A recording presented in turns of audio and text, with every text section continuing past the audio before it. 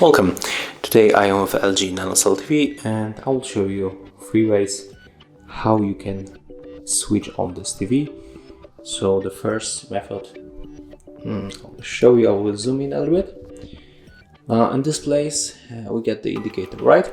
So under this indicator we'll find the power button. So let's click and hold this power button. It's right here. Right now when you see the LG logo, you can remove your finger from the button and TV will be turned on in a few seconds. And also we can make it by using your remote control and simply tapping on the power button.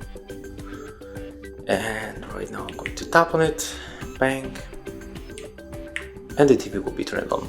So if you found this video helpful, remember to leave a like, comment and subscribe to our channel.